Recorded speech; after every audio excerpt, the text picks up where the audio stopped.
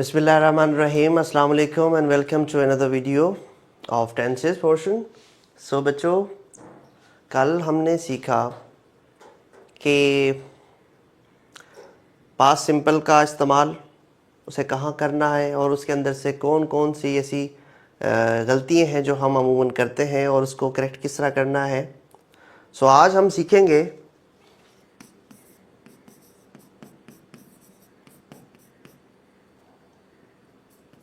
Present simple को. बेटा चलिए, प्रेजेंट सिंपल को समझने के लिए मैं आम लफ्ज़ों में अगर आपको कहूँ कि भाई प्रेजेंट सिंपल बेटा, इसको दूसरे अल्फाजों में ना ये कहते हैं कि ये आपका हैबिचुअल टेंस भी है. प्रेजेंट सिंपल जो है वो आपका हैबिचुअल टेंस भी है. इसे हैबिचुअल क्यों कहा जाता है? देखिए, प्रेजेंट सिंपल वो टेंस है जो आपको आपकी आदत के बारे में बताता है मौजूदा वक्त के अंदर. जैसे कि आप अपनी डेली रूटीन के हवाले से बात करते हैं, बताते हैं कि भाई I wake up early in the morning, I offer prayer and I take bath and then I go to school and blah blah blah. So आप ये सारी चीज़ें जो बताते हैं वो प्रेजेंट सिंपल का इस्तेमाल करते वक्त यूज़ करते हैं. अब इसीलिए इसे हैबिचुअल कहा जाता है क्योंकि ये आपकी हैबिट के बारे में बताता है, इसीलिए इसको हैबिचुअल कहा जाता है. चलिए, प्रेजेंट सिंपल होता क्या है जी? प्रेजेंट सिंपल वो टेंस होता है any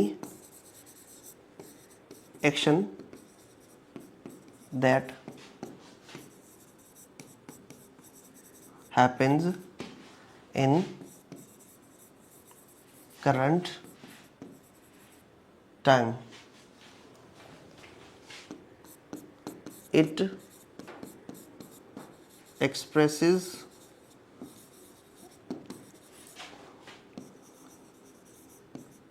daily routine, universal truth. अच्छा जी, ऐसा एक्शन, ऐसा काम जो आप मौजूदा वक्त के अंदर करते हैं उसे आम लफ्ज़ों में कहते हैं प्रेजेंट सिंपल टेंस. दूसरे लफ्ज़ों में हम इसको हैबिचुअल भी कहते हैं क्योंकि हमें ये डेली रूटीन के बारे में बताता है और इसके अंदर हम यूनिवर्सल ट्रूथ भी इस्तेमाल करते हैं. यूनिवर्सल ट्रूथ क्या होते हैं? वो ऐसे सच जो सब के लिए हो, जो सब के लिए एप्लीकेबल हो, जिसको चेंज नहीं किया जा सकता. जैसे कि मैं कहूँ कि दुनिया गोल है. अब इसको अगर पास्ट में चेंज करें कभी भी नहीं होगा. करके देखें. अगर मैं कहूँ कि भाई दुनिया गोल है प्रेजेंट में, अगर मैं कहूँ कि दुनिया गोल थी अब चौरस है, मतलब इसको चेंज पास्ट में या दूसरे टेंसेस में नहीं किया जा सकता.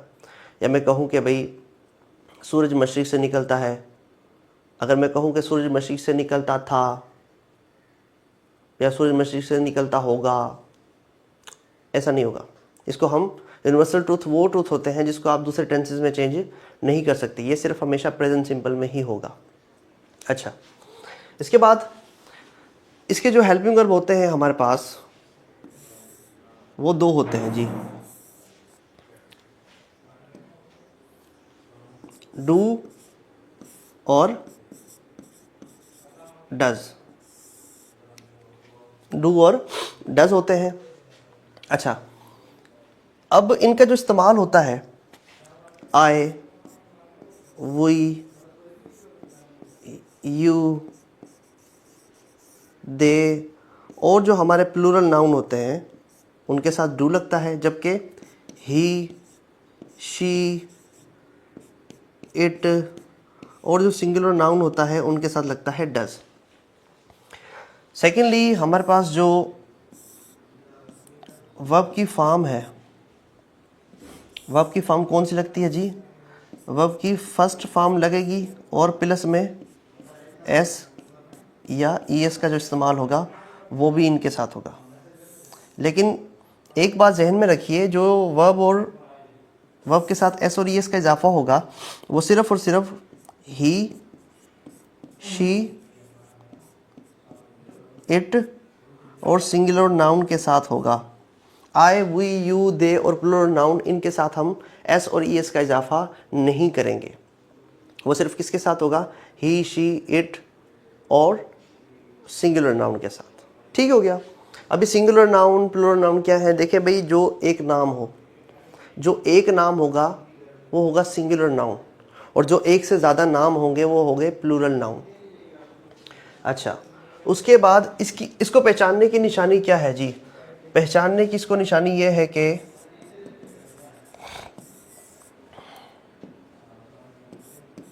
इसके एंड में आएगा उर्दू में या सिंधी में, अगर उर्दू की बात की जाए तो इसको पहचानने की निशानी ये है कि इसके एंड में आएगा ता है, ती है, ते हैं, या फिर ता हूँ और ती हूँ वगैरह वगैरह। ये इसको पहचानने की निशानी ये है कि अगर इसकी ट्रांसलेशन में इसके एंड में ये लगा हुआ है तो यहाँ से हम आइडेंटिफाई कर सकते हैं कि ये टेंस कौन सा है। जैसे कि मैं एक टेंस लिखता हूँ कि, जगह ही नहीं है कहाँ लिखूँ, मैं कहता हूँ कि अली क्रिकेट खेलता है। इसके एंड में क्या आ रहा है बेटा? ता है। अली क्रिकेट खेलता है। आमना क्रिकेट खेलती है। हम क्रिकेट खेलते हैं। मैं क्रिकेट खेलता हूँ। अगर कोई लड़की कहेगी तो मैं क्रिकेट ती हूँ। तो यहाँ से हम पहचान सकते हैं कि ये इसकी निशानी क्या होगी। अच्छा, स्क्रीनशॉट लेना चाहते हैं तो ले लें, मैं थोड़ा साइड पे हो जाता हूँ। चलिए, अली क्रिकेट खेलता है। चलिए इसको चेंज करते हैं कि क्या होगा, अली। अब मैंने आपको कहा था कि जब हम एस और ई एस का इजाफा करेंगे वो किसके साथ होगा? ही, शी, इट और सिंगुलर नाउन के साथ। अब अली क्या है? सिंगुलर नाउन है, तो मतलब एस और ई एस का एडिशन करेंगे। अली क्रिकेट खेलता है। अली वर्ब की फर्स्ट फॉर्म लगा दी आपने। अली प्ले, एस लगा देंगे। Ali pledge cricket. अब जब हम इसको नेगेटिव में चेंज करेंगे तो क्या हो जाएगा? अली। अच्छा, हेल्पिंग वर्ब बारे में मैंने आपको बताया था कि जो हेल्पिंग वर्ब है, डू कहाँ लगेगा, डज कहाँ लगेगा। तो अली सिंगुलर नाउन है तो क्या हेल्पिंग वर्ब लगेगा? Does. So Ali does not play. अब जो एस होगा, अब जो जी हमारा एस है ये अब ख़त्म हो जाएगा क्योंकि नेगेटिव में चेंज हो गया। डज जब आ जाएगा तो एस का एडिशन हम ख़त्म कर देंगे। Ali does not play, Ali does not play cricket. Interrogative के लिए हेल्पिंग वर्ब को पहले ले आए। Does Ali play cricket, does Ali play cricket. यहाँ पर भी हम इसका एडिशन नहीं करेंगे। अच्छा जी, अब प्रेजेंट सिंपल के अंदर जो अमूमन गलतियाँ होती हैं और टेस्ट के अंदर जो क्वेश्चंस आते हैं वो किस तरह से होते हैं, देखिए। सबसे पहले अली स्पीक्स इंग्लिश। अब यहाँ पर आप आइडेंटिफाई कैसे करेंगे कि ये कौन सा टेंस है, कौन सा टेंस नहीं है? देखिए, सबसे पहले हम किसको देखेंगे? वर्ब को। अब जो वर्ब है हमारे पास क्या है? स्पीक्स, मतलब एस का इजाफा किया गया है। एस का इजाफा किया गया है। अच्छा, कुछ ऐसे होते हैं जैसे मैं कहता हूं कि आई स्पीक इंग्लिश। चले सर, ये तो समझ आ गया कि जहाँ पर एस और ई एस का एडिशन होगा वो तो समझ आ जाती है बात कि वो प्रेजेंट सिंपल है। अब आई स्पीक इंग्लिश, यहाँ तो एस और ई एस का एडिशन नहीं है। अब हम किस तरह समझेंगे, किस तरह पता लगेगा कि ये प्रेजेंट सिंपल है या नहीं है? देखिए, सिंपल है। आपने क्या करना है? आपने वर्ब को देखना है। आपने किसको देखना है? वर्ब को देखना है। सो वर्ब हमारा क्या लगा हुआ है यहाँ पे? वर्ब की फर्स्ट फॉर्म का इस्तेमाल किया गया है और फर्स्ट फॉर्म का इस्तेमाल हम प्रेजेंट सिंपल में करते हैं। सो यहाँ से भी हमें आइडेंटिफाई कर सकते हैं कि भाई ये आपका प्रेजेंट सिंपल है। अच्छा, अब जो गलतियाँ होती हैं वो क्या होती हैं? देखिए, आई स्पीक्स इंग्लिश। जी, पहली गलती ये हो सकती है, यहाँ पर टेंस लिखा है मैंने कि I speak English. I speaks English. अब मैंने आपको बताया था कि जो एस और ई एस का एडिशन करना है हमें, वो किन के साथ करना है, ही, शी, इट और सिंगुलर नाउन के साथ। बाकी के साथ हम एस और ई एस का एडिशन नहीं करेंगे। अब क्योंकि यहाँ पर आई आया हुआ है तो हम एस और ई एस का एडिशन नहीं करेंगे। सो इसका करेक्ट क्या होगा आंसर कि आई स्पीक इंग्लिश, कि मैं इंग्लिश बोलता हूँ। ठीक है। दूसरी गलती क्या हो सकती है, दूसरी ये हो सकती है कि भाई I does not play cricket. I does not play cricket. आपको कहा जाएगा कि भाई आइडेंटिफाई करें कि which part of the tense has error, कि किस पार्ट में गलती है। आपको ऑप्शन दिया जा सकता है कि भाई ऑप्शन ए होगा आई, ऑप्शन बी होगा डज, ऑप्शन सी होगा प्ले, या ऑप्शन डी होगा कि क्रिकेट। भाई आप फाइंड आउट करें किस पार्ट में गलती आपको नज़र आ रही है। बताइए जी। I does not play cricket, मैंने आपको बताया कि आई के साथ कभी भी डज नहीं लगता, आई के साथ हमेशा डू लगता है। सो गलती कहाँ पर है, गलती बी में है, गलती बी में है। सो इस तरह से आपके पास आ सकते हैं एरर डिटेक्शन के हवाले से। या एक और आ सकता है कि भाई कि he does not pledge cricket. अब आपके पास आ सकता है भाई गलती कहाँ पर है, कौन से पार्ट में है सेंटेंस के ही में गलती है, डज में गलती है, ऑप्शन सी, प्लेज में गलती है, या ऑप्शन डी क्रिकेट में गलती है। जी बताइए। टेंस को समझते हैं। सबसे पहले मैंने कहा था कि बेटा जब डज नॉट आ जाएगा, डज आ गया तो हम एस और ई एस का एडिशन ख़त्म कर देंगे। एस और ई एस का एडिशन ख़त्म हो जाएगा। जब एस और ई एस का एडिशन ख़त्म हो जाएगा सो फिर ज़रूरत ही नहीं है ना एस देने की। सो गलती कहाँ पर है, प्लेस में है। गलती किसमें है, प्लेस में है। सो बच्चों उम्मीद है आपको ये लेक्चर समझ आ गया होगा। जिस बच्चे ने स्क्रीनशॉट लेनी है मैं साइड पर हो जाता हूँ, आप देख लीजिए। चलिए अगला टेंस है बच्चों हमारे पास फ्यूचर सिंपल।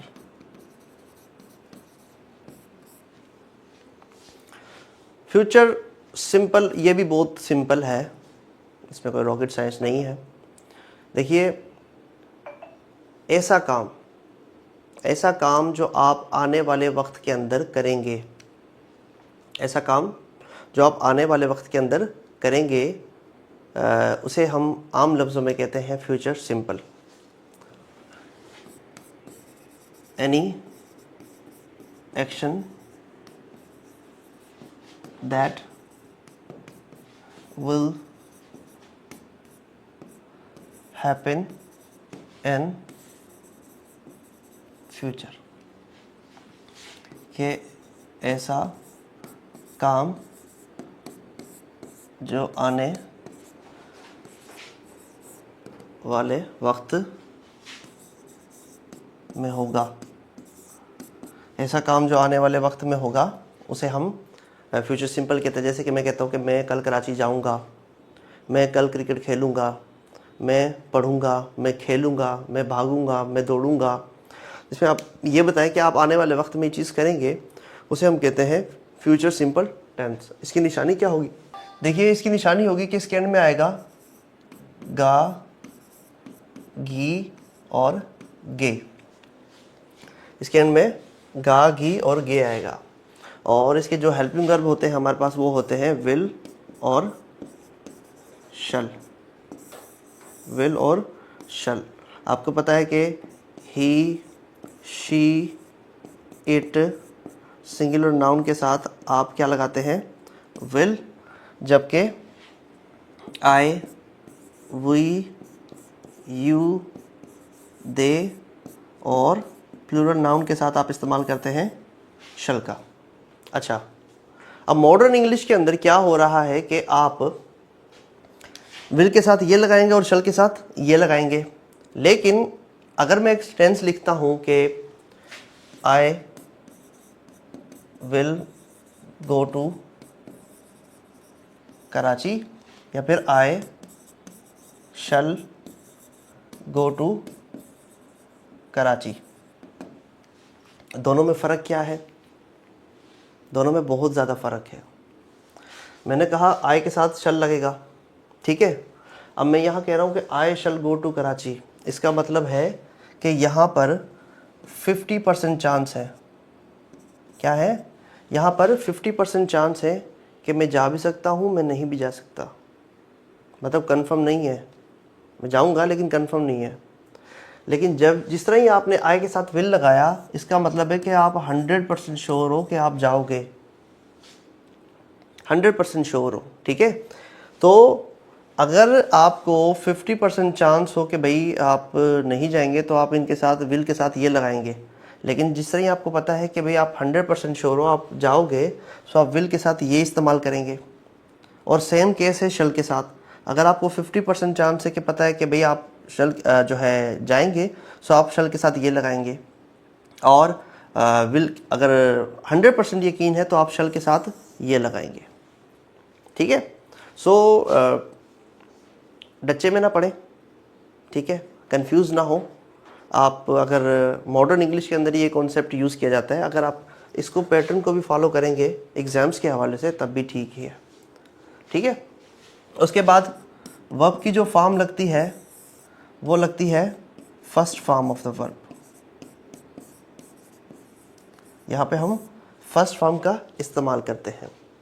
अच्छा जी, एक टेंस लिखता हूँ मैं कि अली क्रिकेट खेलेगा। मैंने बोला था कि ये निशानी होती है फ्यूचर सिंपल के आइडेंटिफाई करने की, कि उसके एंड में आएगा गा, घी और गे। सो अली क्रिकेट खेलेगा, आमना क्रिकेट खेलेगी, हम क्रिकेट खेलेंगे, ठीक है। तो अली क्रिकेट खेलेगा क्या होगा? अली, सो सिंगुलर नाउन है, सिंगुलर नाउन के साथ क्या लगाएंगे? हम विल का इस्तेमाल करेंगे। So Ali will, first form of the verb लगानी है, I will play cricket. I will play, sorry, Ali will play cricket. Negative बनाने के लिए सिंपल है, Ali will not play cricket.